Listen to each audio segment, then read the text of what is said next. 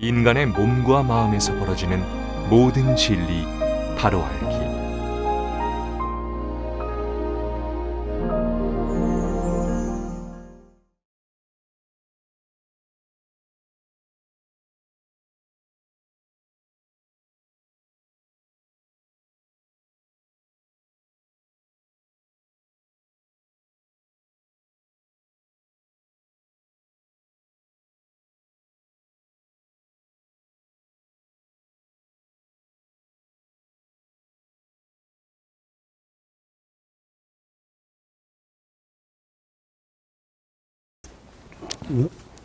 요 근래에는 과거에 인연되었던 제자들이 하나씩 둘씩 돌아옵니다. 기분 좋게. 아직 오고 싶은 마음이야 꿀뚝 같은데 오지 못하는 분들도 많이 있는 것 같고, 어찌 보면 아직 때가 덜 되어서 오지 못하는 것 같기도 합니다. 이 수행의 길은, 깨달음의 길은 딱 외길이에요. 가는 길목이, 진리의 세계는 수미산으로 가는 그 길목에는, 불국정토로 가는 길은, 본성을 찾아가는 길은 외길이에요. 한 길밖에 없다는 거예요. 또 한 길밖에 없다 그러니까 네가 간 길만 맞나 이렇게 말을 할 것 같아서, 제가 말하는 그 외길이란 반드시 인체와 몸을 가지고, 인체와 마음을 가지고 가야 할 길인데, 그 길목에 있어서, 가는 길에 있어서 물리적으로 나타나는 인체의 변화와 고통과 마음을 버리는 과정에서 오는 의식적인 고통을 반드시 그 과정을 통과해야만 올 수 있는 길이다, 이 말이에요. 그러니까 몸 가지고 우리는 이제 수행을 하니까, 몸을 가지고 수행을 하는 방법은 여러 가지가 있겠죠. 절을 하는 방법도 있고, 또는 뭐 오체 투지하는 방법도 있고, 물리적인 방법, 운동을 해서 진리를 찾아가는 방법도 있고, 절을 하는 방법도 있고, 뭐 여러 가지 방법이 있겠죠. 좌선하는 방법도 있고. 그러나 의식적인 마음에 가는 것은, 어떤 몸으로 어떤 수행을 하든 마음을 다 드러내놔야만이 갈 수 있는 길입니다. 유일합니다. 또한 그 마음이라는 것이 완전히 다 비웠을 때 인체에서 나타나는 물리적인 현상은 공이 똑같습니다. 그것은 절을 하던 수행자가 의식을 다 내려놨을 때, 마음이 텅 비었을 때 인체에서 벌어지는 물리적인 현상이나, 좌선을 통해서 의식을 고요하게 공이 되었을 때 인체에서 나타나는 물리적인 현상이나, 또는 염불을 열심히 해서 깨달았을 때 인체에서 나타나는 물리적인 현상이 공이 똑같다는 겁니다. 그 길은 둘이 될 수가 없습니다. 또한 이렇게 몸과 마음에서 나타나는 물리적인 현상은 만년 전이나 2600년 전이나 지금이나 똑같습니다. 이렇듯 깨달음을 향해 가는 큰 여정이 있어서, 여러분이나 저나 그 길목에서 고통받아야 될 부분들이 예외 없이 같다는 겁니다.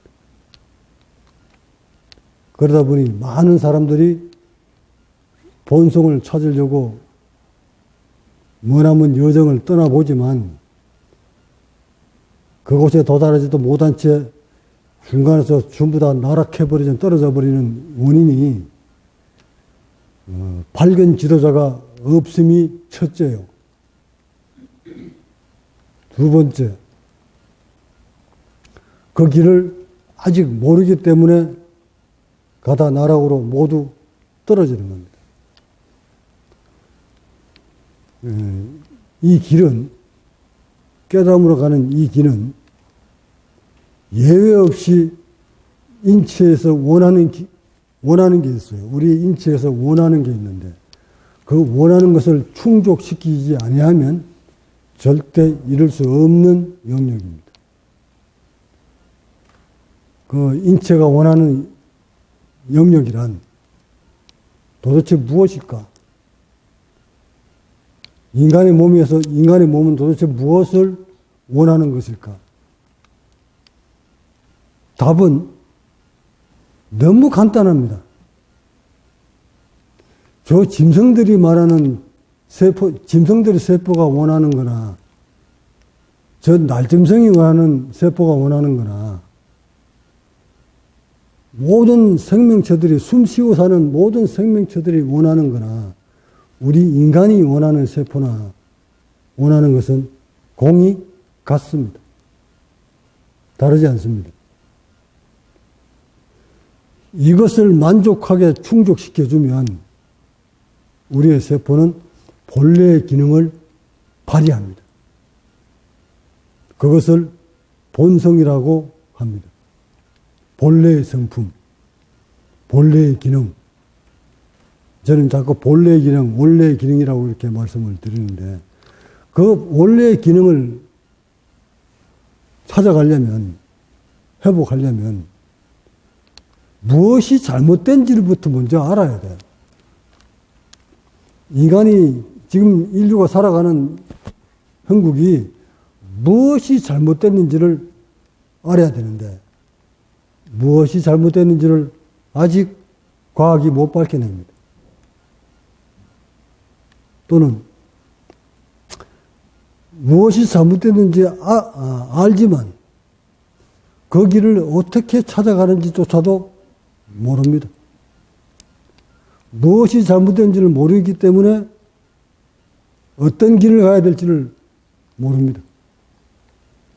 그러다 보니 수천 년에 한 명씩 깨달은 자가 나오면 그 깨달은 자는 반드시 죽음과 자신의 목숨과 맞바꿉니다. 역대 많은 깨달은 자들이 자신의 생명과 맞바꾸지 않고 깨달은 자 한 사람도 없었다는 사실 명심하셔야 됩니다. 이처럼 여러분이 가고자 하는 그 깨달음의 길이 험난합니다. 반드시 여러분이 모든 것을 던져서 바꿀 생각을 하지 않으면 갈 수 없는 영역입니다. 그렇게 쉽게 얻을 수 있는 영역이 아닙니다. 하여 많은 수행자들이 수행을 하다 중도에서 포기하고 되돌아갑니다. 아니, 포기할 수밖에 없는 상황에 직면합니다. 여러분이 이론적으로 배운 도, 그런 거 아닙니다. 이론적으로 배운 그 깨달음, 그런 깨달음 아닙니다. 그저 앞날이나 내다보고 뒷날이나 점치고 하는 그런 깨달음 아닙니다. 인간의 깨달음은 정말 오묘합니다. 그런 오묘한 깨달음을 여러분이 얻으려고 할진데, 그 길을 걸어간 사람 뒤를 따르든지, 아니면 여러분이 목숨과 맞바꾸든지, 그렇게 사생결단을 내도 얻을 수 없는 길입니다. 하여 석가모니 시다르타가 한 사람이 깨달음으로써 그 후학들이 엄청난 후학들을 만들어냅니다. 역대 한 성인이 나오면 그 성인이 출현한 이후부터는 많은 각자들이 탄생을 합니다. 그 이유는 길을 닦았기 때문입니다. 그 험난한 가시밭길 같은 그 길을 모두 편편하게 잘 갈 수 있도록 길을 닦아놔 줬기 때문에 후학들은 그 길을 무사히 지나갈 수 있었던 겁니다. 역사에 석가모니부터 보세요. 우리가 잘 알고 있는 6년 고행 끝에 어찌했다고? 피골이 상접해서 죽음 직전에 5비거와 같이 6명이 수행을 하다 수행 포기하고 강가로 내려와 먹지 말아야 될 그 금기 식품인 유미죽을 얻어먹고 그것도 여자한테 목욕 제기하고 초죽음이 다 돼서야 비로소 되살아납니다. 그 이후부터 깨달음의 길이, 수행의 길이 잘못됨을 알아차립니다. 죽을 때 가서야. 그 위대한, 그 생명과 맞바꾼 그 위대한 깨달음 때문에 오늘날 많은 후학들이 그 길을 무사히 갈 수 있었던 겁니다.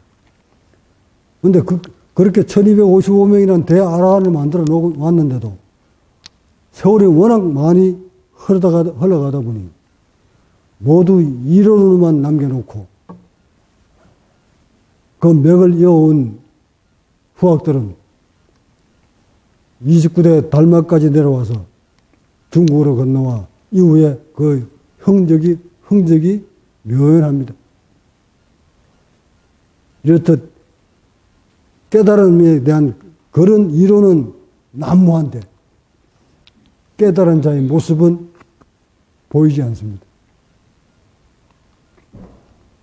우리 대한민국 불교만 봐도 한심합니다. 그렇게 깨달음에 대한 이론은 많은 학자들이 수미잔처럼 많은 책들을, 이론들을 쏟아냈는데 진즉 깨달은 자의 몸과 깨달은 자의 의식에 관한 자료는 연구된 바 없습니다. 저처럼 범어서의 청년함에 나와 있는 그 벽화 하나 제대로 풀지 못하는 것이 대한민국의 불교입니다. 수행자가 깨달음을 이뤘을 때 인체에서 어떤 행국이 벌어지는지에 대한 것도 아직 연구되어 있지 않는 지금의 현실. 저는 제 몸에서 벌어지는 현상들을 보면서 이런 자료들이 없다, 전무하다는 그 사실에 다시 한번 이 일을 어떻게 바로잡을 수 있나. 왜 불교가 오늘날 여기까지밖에 못 왔는가. 다시 한번 되새겨보기도 합니다.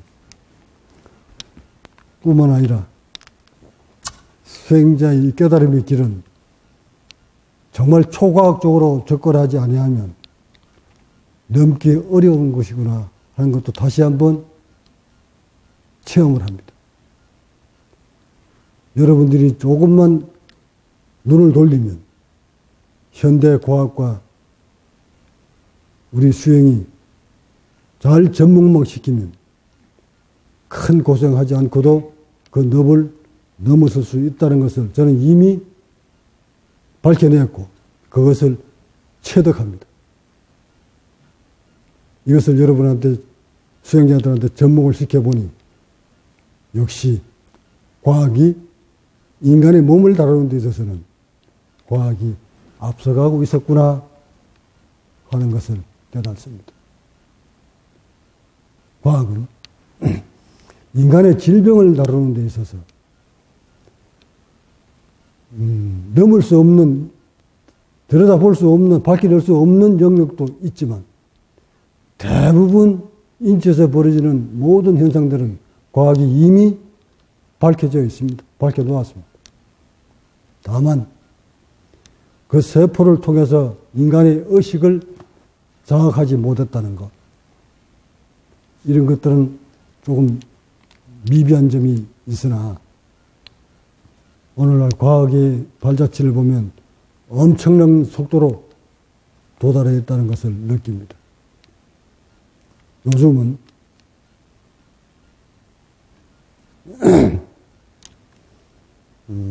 암 치료를 하는 데 있어서도 양자 물리학을 대립시킵니다. 양자 역학으로 암세포를 공격을 합니다. 치유합니다. 이 정도로 과학은 인간의 질병을 정확히 들어가고 있습니다. 저 역시도 한 고비를 뛰어넘어 인간에 대해서 깊이 깨달아가는 과정에서 저는 제 몸에서 벌어진 걸 가지고 분석을 하고 제 몸에서 벌어진 걸 가지고 과학으로 접목을 시킵니다. 그 어떤 과학도 제 몸에서 벌어진 상황들을 논술해 놓은 곳이 없기 때문에 오직 저의 몸에서 벌어진 현상들을 기초로 두고 여기에 과학자들이 접근해 있는 것을 밝혀놓은 것들을 접목시켜 보면 역시 과학은 수행보다 앞서가는구나. 이 몸에 대해서, 그러나 마음에 대해서는 아직 수행자를 따라오지 못하는구나. 그런 것을 깨닫습니다. 이처럼 이 과학이 벌써 양자 물리학을 통해서 인간을 정복하고 덤벼드는데 과연 우리 수행자들은 무엇을 했을까? 이 양자 물리학을 과연 인간한테 대립시켜보면 안 되는 것일까?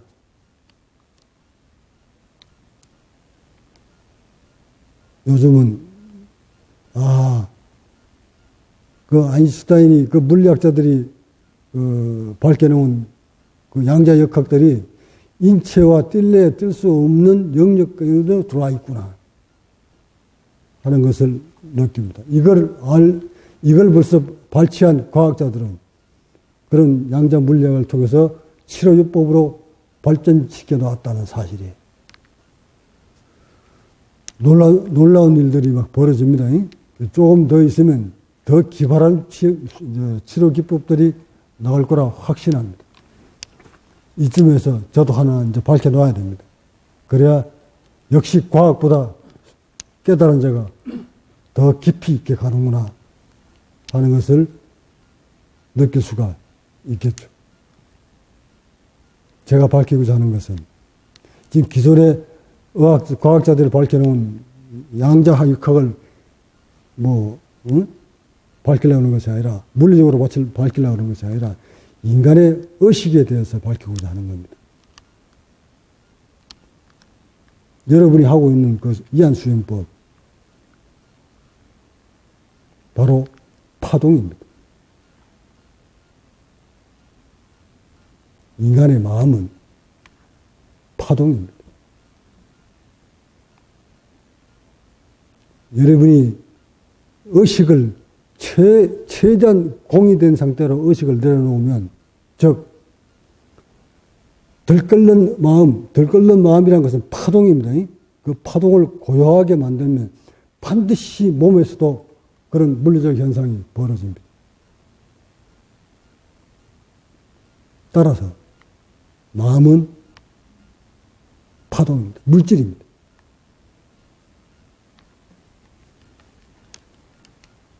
그러니까 우리는 수행자들은 몸에서 벌어지는 파동을 잠재울 생각은 추워도 못합니다. 뿐만 아니라 마음의 파동을 잠재우지 못합니다.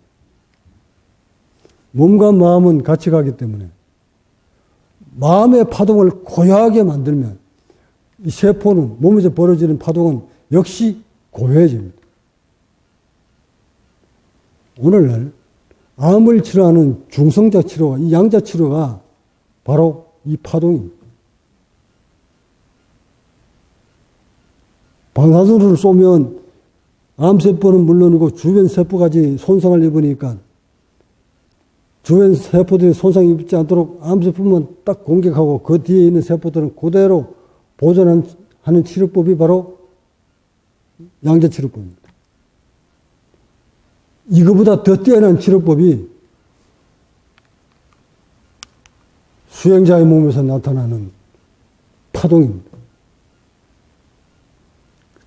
몸의 경직을 최대한 풀어버리면 몸은 파동이 잔잔해져서 거기로부터 모든 모세 혈관들이 다 이완되어서 혈액이 전신을 돌고 흐릅니다.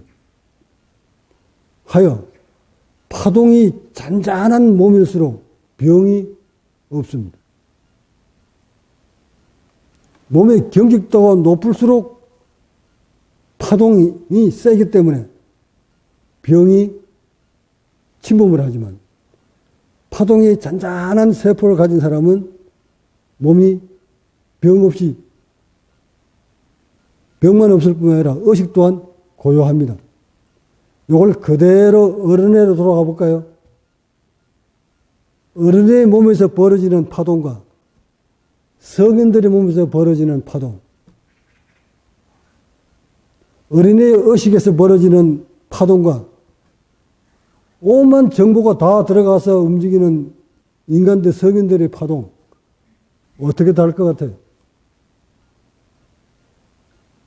하여 마음은 곧 파동입니다. 마음은 물질입니다. 여러분이 진정 깨달음을 얻고자 한다면 몸의 경직도를 최대한 이완시키면, 일러시키면 파동이 잔잔해집니다. 세포의 몸의 파동이 잔잔해지면 마음의 파동도 잔잔해집니다. 몸은 릴렉스 시켜준다 안 되는데 마음이 파동이 고요하다. 그 사람은 반드시 몸이 파동이 고요합니다. 제 몸에서 벌어지고 있는 이런 현상들을 저는 이것이 바로 파동입니다. 내 몸이 극도로 이완될 때 몸에서 벌어지는 이 파동들이 내 몸에서 뿐만 아니라 이것이 상대들한테도 전달되는구나. 어떻게 전달된다는? 어떻게 전달될까? 깨달은 사람의 몸에서 나오는 이 파동이 상대방한테 어떻게 전달이 될까? 파동으로 전달됩니다. 경직된 사람의 모습을 바라보면 그 바라보는 사람 또한 경직됩니다. 경직된다는 것은 뭐를 의미하는 거죠? 파동이 입자가 크다. 릴렉스 되어 있는 고요한 공에 머물러 있는 몸이 최대한 릴렉스 되어 있는 사람을 바라보고 있을 때 그 바라보는 사람의 마음은 어떨까요? 따라서 고요해집니다. 이런 사람을 바라보고 있으면서 여러분이 입에 침이 나오는 이유가 어디 있을까요? 몸이 척 이완되는 이유. 바로 파동을 느끼기 때문에 그렇습니다. 그 파동을 여러분들은 감지 못하지만 여러분이 세포는 그것을 감지합니다. 눈을 통해서 여러분의 마음을 움직입니다. 마음이 들끓던 사람도 고요한 모습을 바라보면 파동이 고요한 것을, 물질을 바라보면 덩달아 그 사람도 들끓던 의식도 고요해집니다. 이것이 파동의 원리입니다. 하여 수행이 깊은 사람 몸에서는 그런 파동이 발산합니다.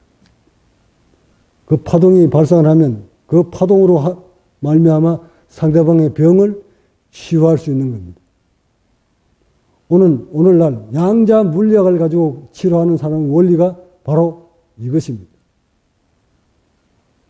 또는 물질을 만들어 가지고 병을 이건 양자 역학적인 걸로 가지고 병을 치료하겠다고 물질을 만들어냅니다. 어떤 도구나 이런 것들, 파스 같은 거, 물 같은 거 이런 거, 이게 다 파동입니다.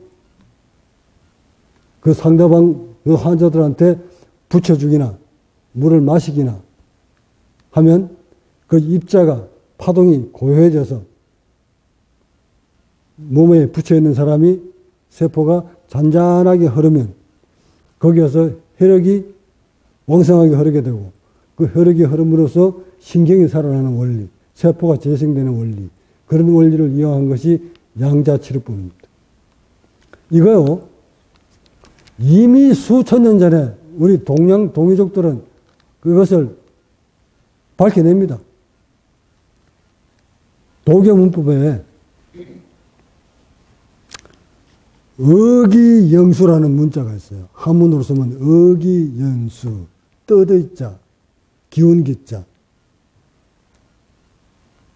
따를 심자. 여기 뜻이 가는 곳에 기가, 에너지가 흐른다는 뜻입니다. 그 뜻이 뭡니까? 마음입니다. 의식입니다. 그러니까 의식이 고요하면, 의식이, 마음이 고요하면 몸에 에너지가 흐른다는 뜻입니다. 이걸 양자역학으로 딱 들이대면 마음의 파동이 고요하면 몸이 릴렉스 되어서 잔잔하게 파동을 치면 거기에 모세혈관이 다 이완되어서 혈액이 왕성하게 흘러갑니다.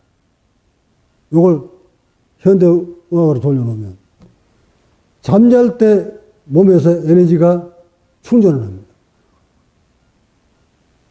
잠잘 때 인간의 의식은 어떨 것 같으세요? 인간의 파동은 어떨까? 당연히 잠잘 때 인간의 마음의 파동은, 의식의 파동은 고요합니다. 하여 이게 바로 양자역학의 논리예요. 이게 과학적으로 접근해 들어오면 바로 의식은 물질이라는 것이 증명되는 거예요. 그래서 의식이 고요한 사람, 의식을, 마음을 고요하게 몰고 가면 반드시 우리의 세포는 거기에 응답을 합니다. 이것을 모른 채 수행에 들어가다가는 여러분 모두 난관에 부딪힙니다. 얼마 전에 시술했던 내 이름을 ETS라고 이름 지었습니다. 이것 또한 어떤 요법인지를 한번 듣다 보세요. 내가 지금 법문했는 거를 가만히 양자역학으로 놓고 한번 사석에 들어가 보세요. 뭐를 해줬는가를. 뭘 해줬죠? 척추의 경직을 푸는 거예요. 척추가 경직됐다 이 말은 뭘 의미하는 거예요? 파동이? 아니, 척추가 염증이 있으면 여기에 굳어가지고, 우리 시술하면서 보셨지? 양쪽 척추, 양쪽 뼈 마디 옆에 근육이 많이 굳어 있는 사람, 노동도 하지 않았는데, 힘도 많이 쓰지 않는데, 단단히 굳어 있는 사람, 또 좀 이완되어 있는 사람, 여러 층이 있지. 그럼 척추 양쪽에 근육이 단단히 굳어 있다는 것은 뭐라면, 파동이?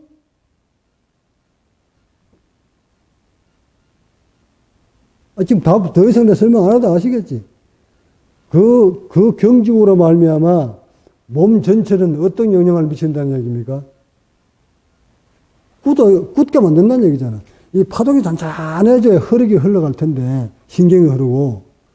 그러니까 중심축인 척추가 딱 경직되어 버리면, 이 근육이 딱 경직되어 버리면, 갈비뼈 움직이지 못하게 만들 것이고 전 세포가 경직되게 만들 텐데 이렇게 경직되게 만들어버리면 혈액의 순환은 당연히 둔화되게 되고 혈액의 순환이 둔화되면 세포들이 병든 건 당연한 거 아닌가요? 아주 그거 딱 건드려주니까 어떤 반응이 옵니까? 딱 경직된 걸 풀어주니까 호흡이 깊어지죠. 뭘 의미하는 거예요? 그러니까 여러분들이 몸이 어떤 파동이 얼마만큼 경직된 심한 파동을 일으키면서 살았냐. 몸의 파동이 심하면 마음의 파동도 심한 거예요. 그러니까 몸의 파동을 둔화시키려면, 잔잔한 파동으로 만들려면 뭐부터 바로 잡아야 돼? 의식부터. 의식을 고요하게 몰고 가야, 파동이 잔잔하게 몰고 가야 몸도 거기에 응답을 하는 거야. 마음 파동을 잠 못 자오게 했거든. 우선 할 수 있는 게 뭐예요? 마음은 안 되면 몸부터. 자, 이렇게 해서 수행에 올라갔어야 되는데, 대부분 수행자들이 벽에 딱 부딪힐 때 보면, 몸도 릴렉스 안 되고, 마음도 의식도 고요하지 못하고, 이런 상태에서 깨달음에 대한, 도에 대한 욕심만 내다보면, 오히려 몸과 마음이 경직도로 계속 쌓아갑니다. 이렇게 경직도가 높아지면 높아질수록 나중에 머리에서 뻗어나오는 모든 자율신경을 손상을 입힙니다. 하여 깨달음으로 가는 길목에 있어서 누구든 경직과 이연 그 사이에서 심한 싸움을 벌립니다. 마음의 파동을 고요하게 다 잔잔하게 만들든지, 아니면 몸의 파동을 고요하게 만들든지, 몸과 마음은 같이 가니까 마음을 못 잡게 하거든. 몸이라도 파동을 잔잔하게 만들면 그 몸에서 일어나는 파동 때문에 의식이 고요해집니다. 반대로 몸은 비록 병들어 있더라도 마음이라도 고요해지면, 파동이 고요해지면 반드시 몸은 응답을 합니다. 하여 몸과 마음은 동전의 양면이라서 하나만 보고도 몸만 보고도 그 사람의 마음의 파동을 읽을 수 있고, 마음의 파동을 보고도 그 사람의 몸 건강 상태를 파악할 수 있는 겁니다. 이런 저 같은 사람들은 여러분의 몸만 보고 벌써 의식을 압니다.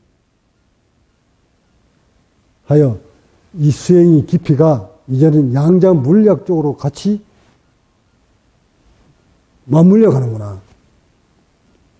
그것을 내가 꼭 지금 시점에서 밝혀둠으로써, 양자역학도 의식을 벗어날 수는 없구나.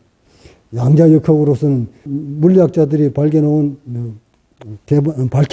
그 물리학들은 어떤 물질을 쪼개고 파동이야 빛이야 여기만 국한되어 있었지, 아직 그걸 가지고 인체를 제대로 보지 못했다는 것을 의미하는 것이고, 말씀드리고 싶은 것이고, 이렇게 깨달은 사람은 그 양자 물리학에 대해서도 뻔히 벌써 익히 들어와 있다는 사실이에요.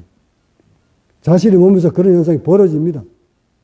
최고조로 몸을 일렉시키면 이게 파동이라는 것을 느껴요. 그래서 이 파동이 사람들한테 전달되는구나, 나의 파동만 가지고도 상대방이 치유가 되는구나 하는 것을 감지합니다. 아울러 몸이 최고로 파동이 경직되면, 파동이 세기가 커지면 호흡의 길이 막혀버립니다. 즉 마음이 들끓으면, 파동이 심화되면 몸이 따라서 경직되게 되고, 몸이 그렇게 파동이 심하게 경직되면 호흡의 통로가 막혀버립니다. 이럴 때 몸으로서는 아무리 몸을 풀려고 해도 몸이 그 경직에서 놔지지 않습니다. 이럴 때는 마음의 파동으로 몸을 컨트롤해 줍니다. 그 마음의 파동을 스스로 안 될 때 이런 사람 도움을 받습니다. 도움을 받아서 의식을 들끓는 그 마음의 파동을 잔잔하게 잠재워주면 그 마음의 파동이 몸을 컨트롤 리드해서 호흡기를 열어줍니다. 이렇게 쪼여들었던 이 흉부나 복부가 쪼여들면 쪼여들어올수록 호흡은 더 힘들어지기 때문에, 호흡이 힘들어지는 만큼 의식은 더 들끓게 되어 있어요. 몸은 더 경직되고. 이럴 때 키를 딱 열어주는 것이 의식이에요. 그 의식으로 몸을 릴렉스 시켜주면 몸이 이완되면서 호흡이 깊어집니다. 호흡이 한번 깊어지기 시작하면 이때부터 몸의 경직도가 서서히 풀어집니다. 이게 치료에 들어가는 기법이에요. 이거를 모르니까 이런 목사님들 부엉이 할 때 이게 안수해가지고 몸 릴렉스 되니까 순간 경직되는 게 풀어지니까 병명도 없던 병도 못 고치던 의사들 못 고치던 병이 목사님들 안수 한 번에 나았다 하는 이 원리가 바로 파동입니다. 마음의 파동. 동영적으로 보면 기치를 하는 거 이게 마음의 파동입니다. 빙이 걸렸니 뭘 걸렸니 이러던 사람이 그 기치를 하는 사람이 빙의 치료사가 손 한 번 올려줬더니 그 사람이 살아나는 이유가 바로 원리가 마음의 파동을 잠재웠기 때문에 마음의 파동을 고요히 해줌으로써 몸이 경직돼서 이완도로 모두로 돌려놨기 때문에 예수가 안진병이를 치료했던 원리도 바로 마음의 파동입니다. 이런 원리가 수행자 여러분 몸에서 벌어지는데 이것을 여러분들이 수행이 깊어지면 반드시 체득을 합니다. 그리고 지나온 모든 길목들을 이렇게 해서 경직됐었구나. 이렇게 해서 자신의 몸이 의식이 덜 끌었구나. 이렇게 해서 몸에 병이 왔었구나. 하나부터 열까지 모두 다 알게 됩니다. 그런 경지에 올라섰을 때 그 길을 다 알고 본래의 기능을 회복시킨 자, 이런 사람을 본성을 회복한 자다. 본질을 회복시킨 자다. 그 길을 깨달은 자다. 그 사람을 부처라 한다. 그런 사람을 공이라 한다. 그 사람을 도인이라고 한다. 미사고들이 많죠. 그 길을 여러분이 가고자 할진데 어떤 어려움이 있더라도 제가 남겨놓은 것들을 잘 살펴서 어느 때 이 시기에는 어떤 요법을 어떤 물질을 어떤 방법을 해야만 되는지 잘 과학으로 잘 접목시켜서 무사히 건너오시기 바랍니다. 본문 마칩니다.